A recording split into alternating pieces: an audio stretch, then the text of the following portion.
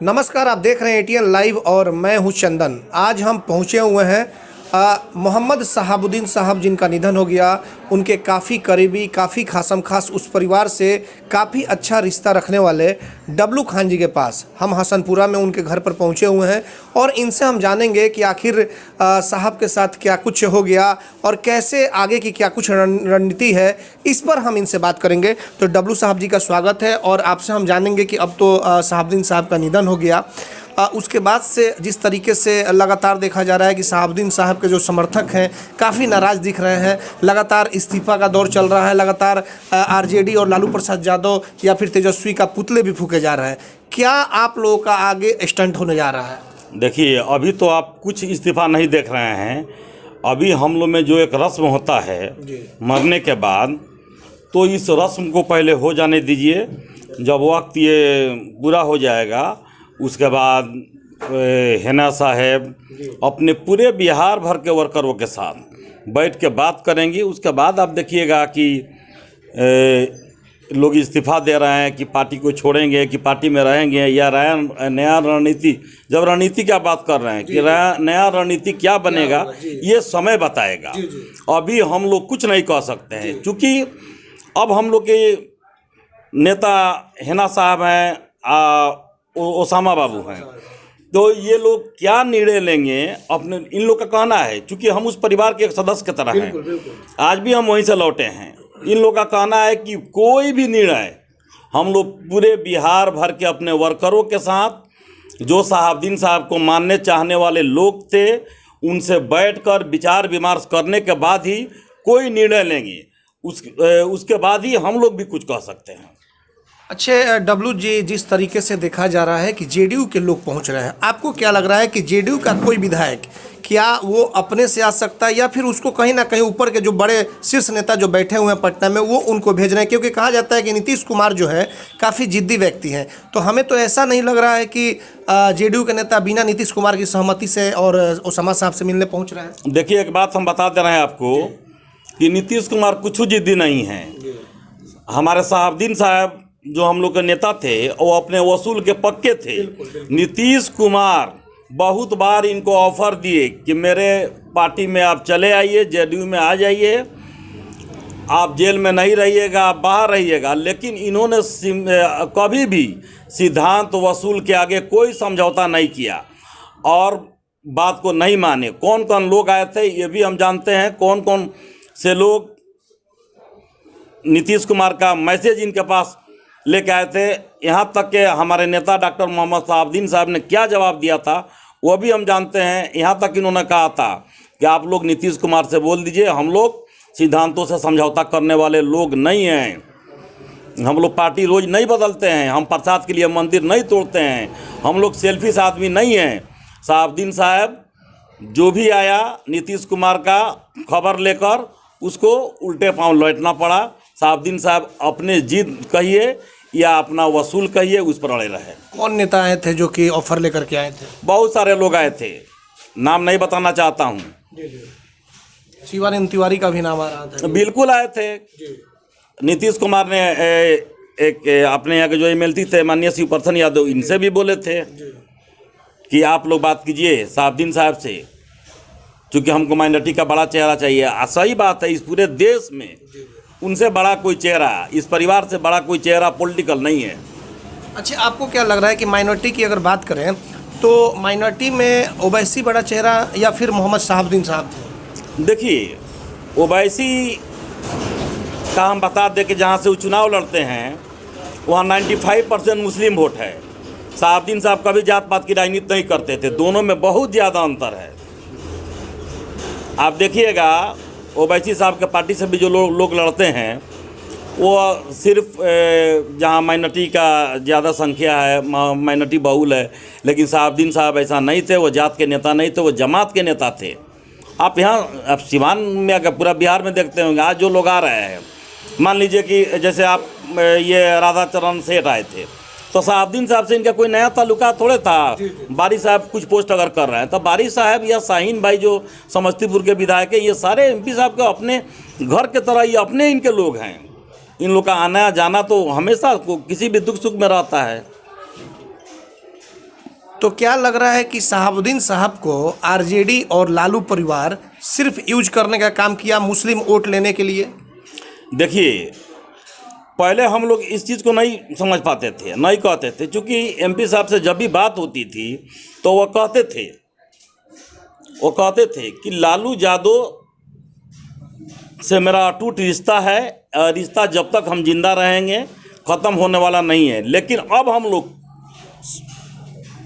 ये जो हालात बना है दिल्ली में, जहाँ हमारे नेता डॉक्टर मोहम्मद शहाबुद्दीन साहब एडमिट थे दीनदयाल उपाध्याय हॉस्पिटल में, वहीं पर तेजस्वी, मीसा भारती, इनके परिवार के सारे लोग मौजूद थे।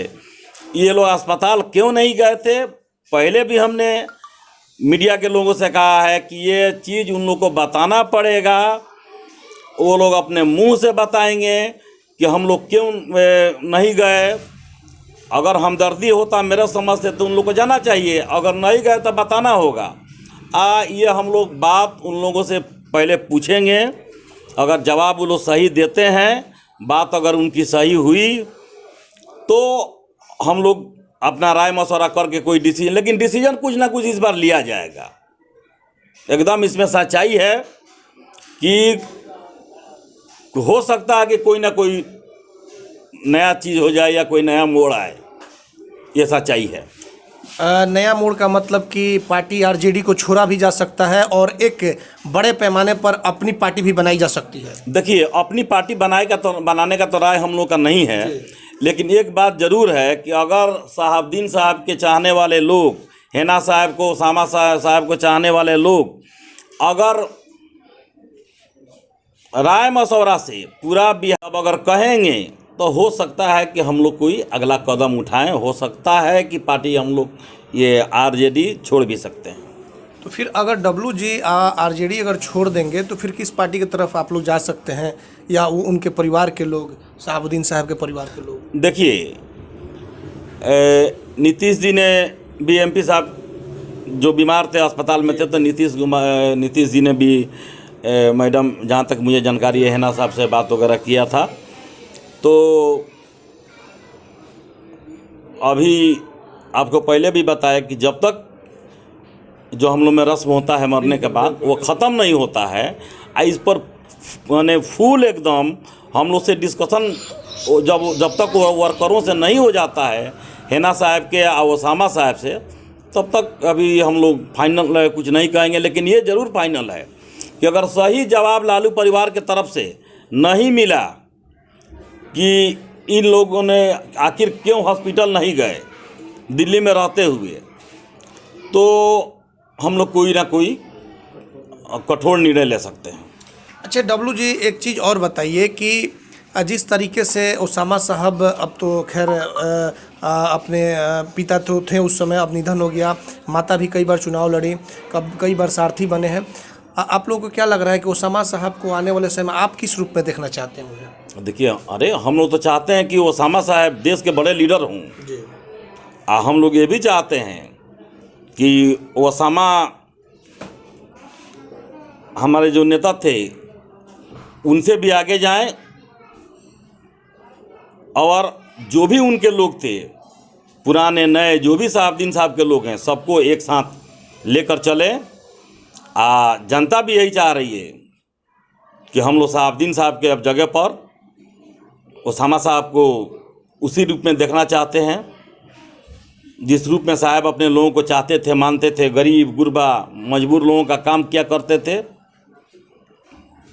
लोग विकास पुरुष कहते थे। तो हम लोग चाहेंगे कि उसामा बिल्कुल एकदम विकास पुरुष बने। अच्छा डब्लू जी, आपने कहा कि हिना साहब के पास नीतीश कुमार जी का फ़ोन गया था, जैसे कि जब उनका देहांत हुआ था, तो क्या लग रहा है कि अब नीतीश कुमार भी चाहते हैं कि शहाबुद्दीन साहब के परिवार के लोगों को ले लिया जाए ताकि माइनॉरिटी वोट अब हमारे तरफ आ जाए? एक बात देखिए, राजनीति में सब कुछ संभव है। सिर्फ शहाबुद्दीन साहब जब तक थे असंभव था, क्योंकि वह जिद्दी किस्म के आदमी थे। उनका लालू जी से वादा था कि जब तक हम जिंदा रहेंगे लालू यादव के साथ रहेंगे। लेकिन लालू यादव के परिवार अगर गद्दारी करेगा तो आप ही बताइए कोई क्या करेगा। सारा दुनिया देख रहा है, पूरा हिंदुस्तान देख रहा है, पूरा भारत देख रहा है। सारे लोग वर्करों का ये कहना है कि लालू यादव का परिवार डॉक्टर मोहम्मद शहाबुद्दीन साहब के साथ गद्दारी अंदर पहले से भी कर रहा था। ये जब बीमार पड़े इस समय ये लालू परिवार गद्दारी किया है। प्रतापपुर कांड भी जब हुआ था तो उस समय भी लालू यादव की सरकार थी। बिल्कुल लालू यादव की सरकार थी। अगर लालू यादव ने उस समय भी चाहा होता तो प्रतापपुर में डॉक्टर मोहम्मद शहाबुद्दीन साहब पर अटैक नहीं होता। कोई भी डीजीपी हो या कोई भी हो, सरकार में ये सरकार के अंडर का सारा चीज़ है। ये सारा सरकार के अंडर का चीज़ है, तो कोई बेवकूफ़ थोड़े ही है। लालू यादव ने कहा था कि बल्ब मत उड़ाओ, ट्रांसफार्मर उड़ाओ। ये सारा चीज़ हम लोग पहले देख चुके हैं, सुन चुके हैं। ये इन सारे बातों के बावजूद भी शहाबुद्दीन साहब अटूट विश्वास लालू यादव में रखते थे, राजद में रखते थे, उस परिवार में रखते थे। राजद को सींचने का काम उन्होंने किया, राजद को बहुत ऊंचाई तक उन्होंने ले गया। आपको भी राबड़ी देवी को मुख्यमंत्री तक बनाने का बिल्कुल, राबड़ी देवी मुख्यमंत्री बनती।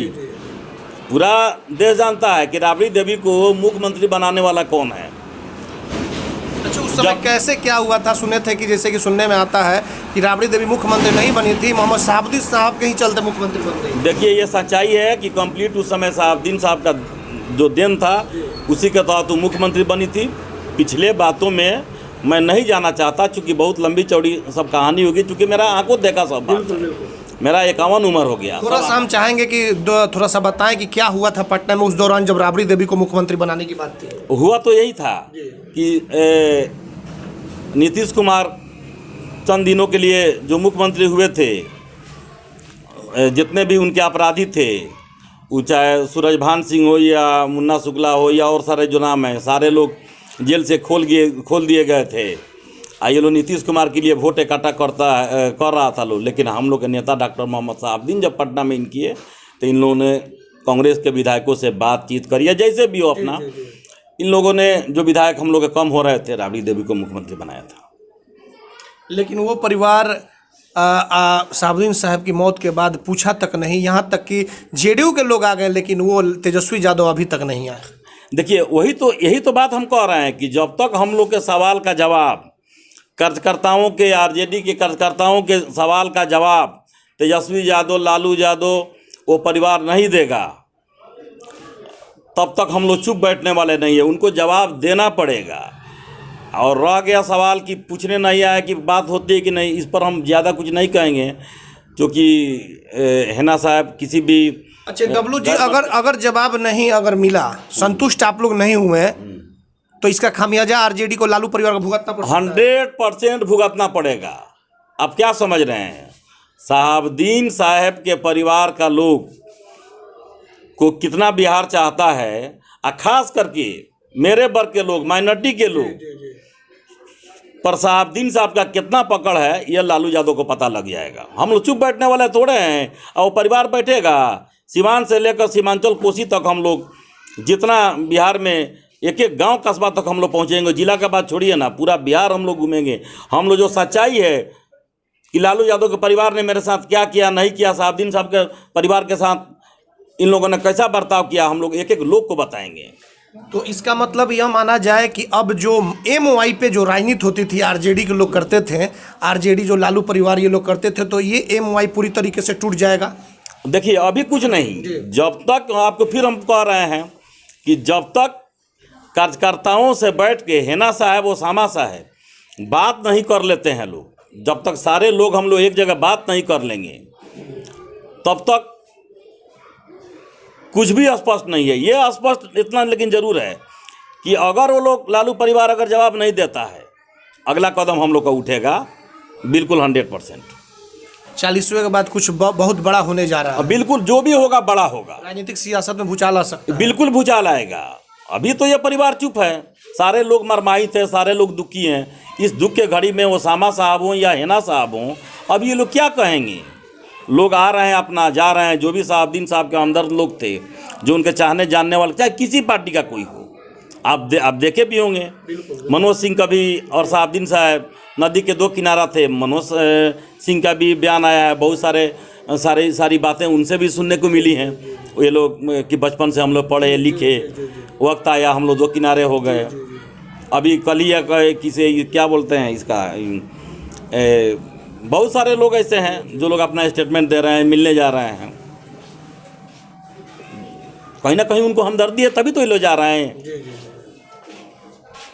तो बिल्कुल आपने देखा कि ये थे डब्लू खान जी, और जो कि आरजेडी के अच्छे नेता हैं। और आपको बताते चले कि रघुनाथपुर विधानसभा क्षेत्र से ये चुनाव भी आरजेडी के टिकट पर लड़ चुके थे, लेकिन उस समय ये चुनाव नहीं जीते। लेकिन शहाबुद्दीन साहब उनके परिवार वालों से काफ़ी करीबी हैं। इन्होंने सीधे तौर पर यह कहा है कि अगर लालू परिवार अगर संतुष्ट नहीं करेगा 40 दिन जो कि 40वां होता है, तब तक मोहम्मद शहाबुद्दीन साहब के परिवार वाले चुप्पी साधे बैठे हैं। समर्थक भी बिल्कुल शांत है। लेकिन लालू परिवार से अब पूछा जरूर जाएगा कि आप लोगों दिल्ली में रहते हुए क्यों नहीं ओसामा साहब से मिलने गए, जब उनके अंतिम संस्कार के लिए वहाँ पे बॉडी नहीं सौंपी जा रही थी, तमाम तरह की बातें चल रही थी।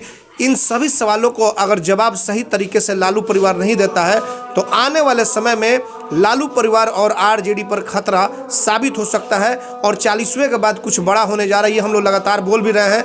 वो बड़ा क्या होगा? हालांकि डब्लू खान ने एक बहुत बड़ा संकेत दे दिया है कि सीवान से लेकर के सीमांचल तक, इस बात को सुन करके आप अंदाजा लगा सकते हैं कि क्या होने जा रहा है और क्या कुछ आगे होगा। थोड़ा सा हम लोग को और इंतजार करना होगा। इतना जरूर है कि सियासी जो राजनीति जो है उसमें भूचाल जरूर आएगा। हमारे सहयोगी राजा गुप्ता के साथ चंदन कुमार, ATN लाइव, सीवान।